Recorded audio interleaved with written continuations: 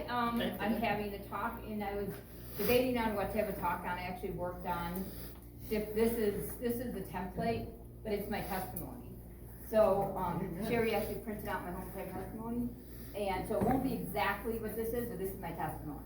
Whatever I say, past that or through it, you got the original there.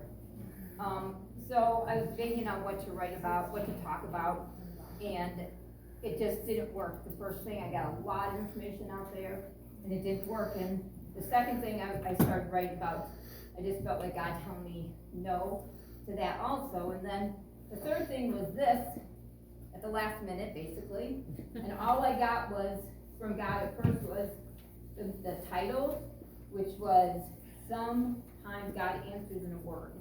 And my word was endure. That's the title I got. What was your word? Endure.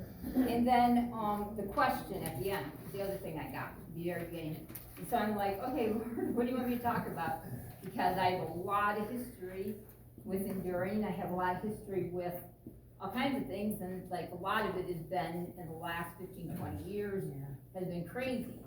But he wanted me to do my testimony. He reminded me about Sherry the first time I heard Sherry, that how inspiring it was for me to hear her past and her history.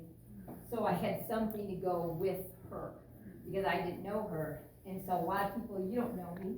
A lot of you see me, talk to me, whatever, but you really don't know much about me except for whatever. So my testimony is, when I was 15, I found the Lord.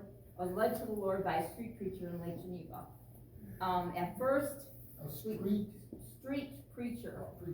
Yeah, he would go, just down the street with tracts and pass them out. And my brother, I never got into drugs or alcohol or smoking because I wanted to be the good girl. So, but my brothers were into drugs and smoking and alcohol. And so I saw all that, and I'm like, no way. And I was raised Catholic, so I knew the moral, the whole moral thing, and that the unpardonable sin, all the things that you feel, and you're like, no, I'm not going there. So, so I thought I was doing really good. I'm like, I'm a good girl. I've done all these things a Catholic's supposed to do. I was baptized, confirmed. I had my confirmation and my communion, and I did all that stuff.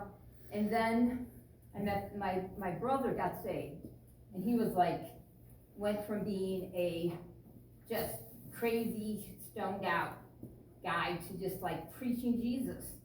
And I'm like, what on earth?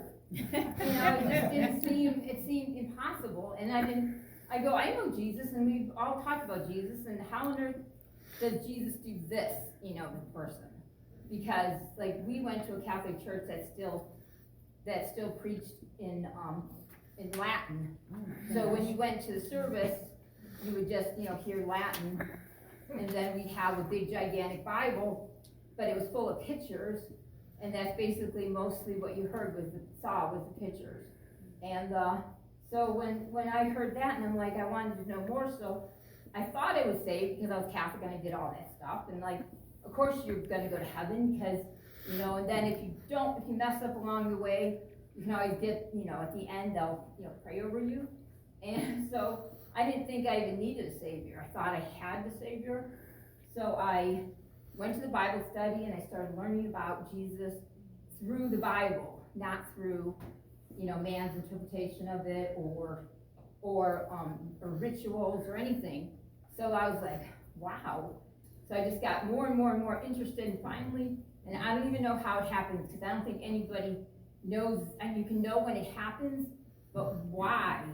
It's that drawing that said, you're not mine.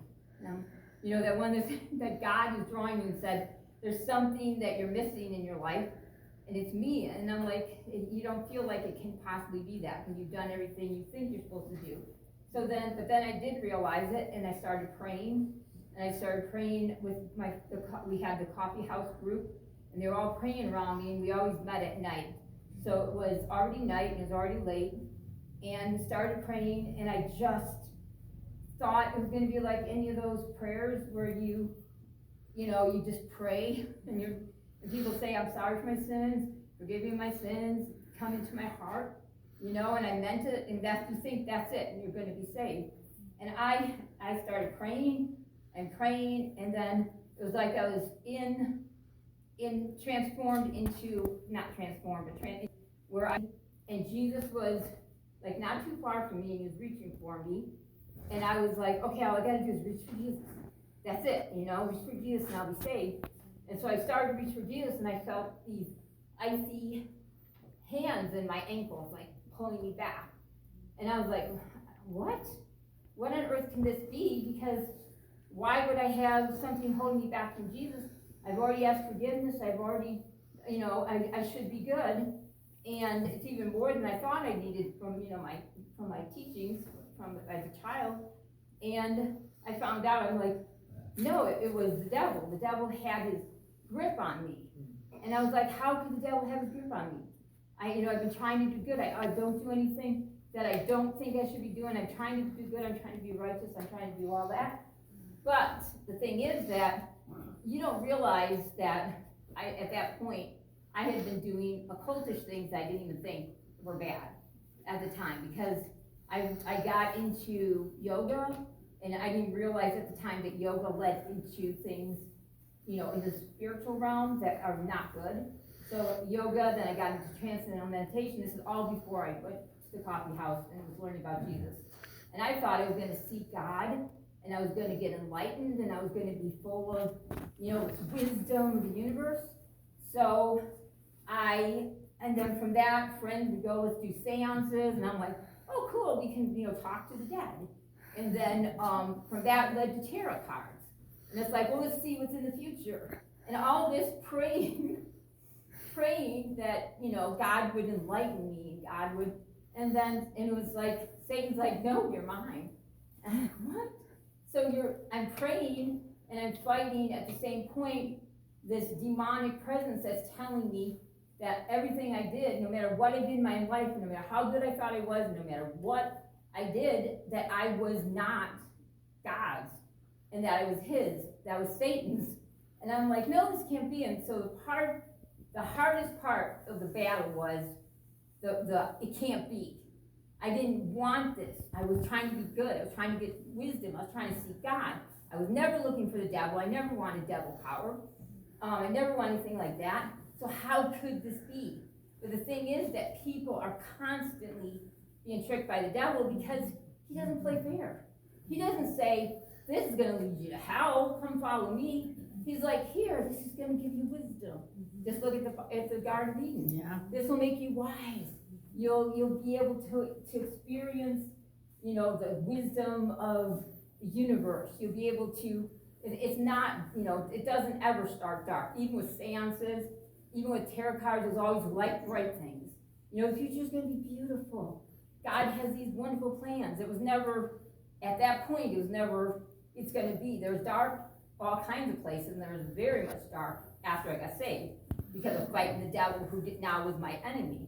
But at that point, it was, everything's good and beautiful, and why should I think this is bad?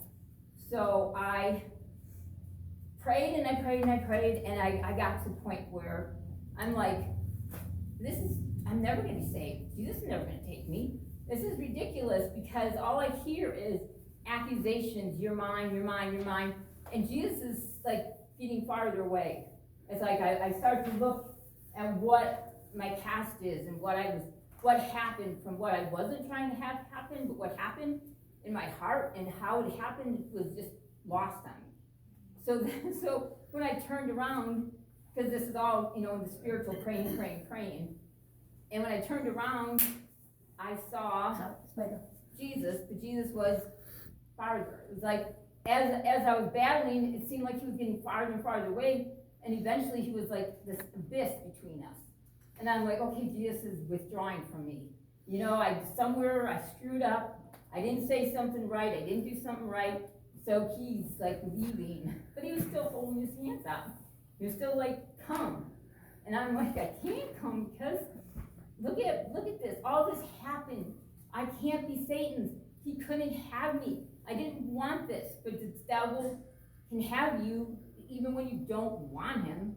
He can have you because you're born a sinner.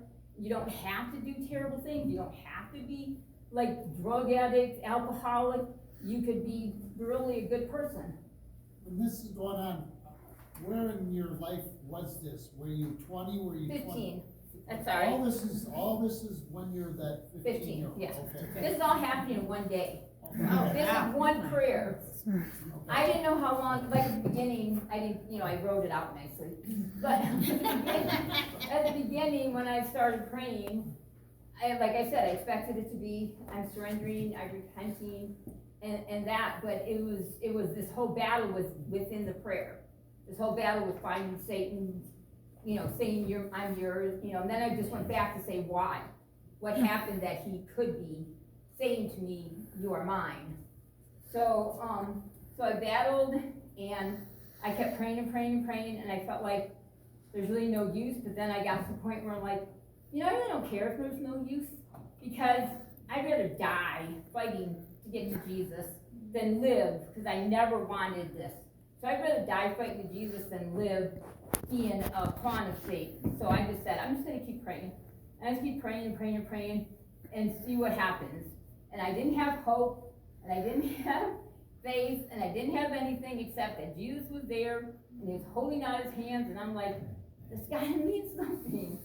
Even if he's drifting away, if he's still reaching for me, that's gotta mean something. So, and I wanted to emphasize, I didn't take drugs, and I never took drugs, so people don't think she's having a hallucination. But I did get into astral projection. So I don't know if that had part of the spiritual thing, because I left my body and did all kinds of stupid things traveling. But because of that, I don't know if I just automatically could see the battle more than someone else may not have seen the battle, like being physically there. There's Jesus, Satan's grabbing me, and I can feel that presence. I can see the gulf. I can feel that whole thing, and it's like in its own place, separate. And prayer is in this totally separate place, and I don't even know what the people who were praying over me. I didn't hear them, I didn't feel them, I didn't see them. So we were praying and praying.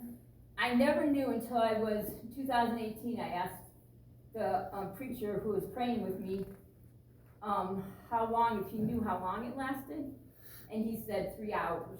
Oh my gosh. And he goes, we didn't know what was going to happen. And we didn't know if you ever were going to stop, or you ever were going to make it. I was crying. I was wailing. I was just so sad and so lost and so helpless. So finally, and I don't even know how it happened. I just got to this point where I don't care. I want Jesus or nothing. I want Jesus. I don't want life. I only want Jesus. And then suddenly I was flung across, the devil loosened, and by pulling towards Jesus, flung me into Jesus' arms. And at one point, it was like Jesus was on his belly, because I was like this, and it was like there was this gulf, and so he was actually like that, reaching for me, and it reminded me of where if somebody fell through ice and you had to get down and you had to reach for him. And that's what it reminded me of. So at one point it just, and I was there, and I was in Jesus' arms, and it was like heaven, and it was like nothing I'd ever imagined, nothing I ever knew, nothing I ever pictured, and it was just peace and just amazing.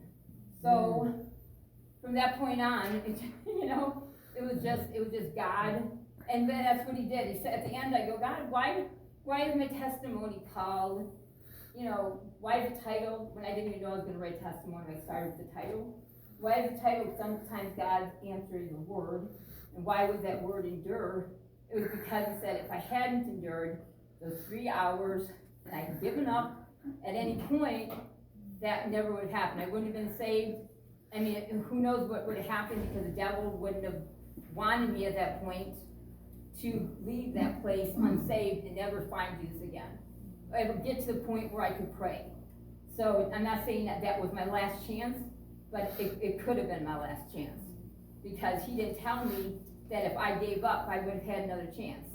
At that point, it was like, I'm gonna find Jesus or I'm gonna die, and that's where I was. So then in my life, God has done the word endure, and any time when I want to give up, And I'm just like, Lord, really? You know, this pile's on top of this pile's on top of this pile's on top of this. And you're like, you know, what, you know, give me some glimmer of hope in this, give me something. And then I read the Bible and I keep going to passages. He who endures to the end, you know, endure, don't give up, don't let go, don't surrender, don't, you know, give in to evil, don't do any of that. So, so that is why, when I was done, I have the one question for everybody, which is, has God ever given you a word that was repeated over and over time? And if yes, what word is that? So, Big question. that is my really quick testimony. Here's a more sweet, more put together version of it. No, that was On great. paper. Thank you.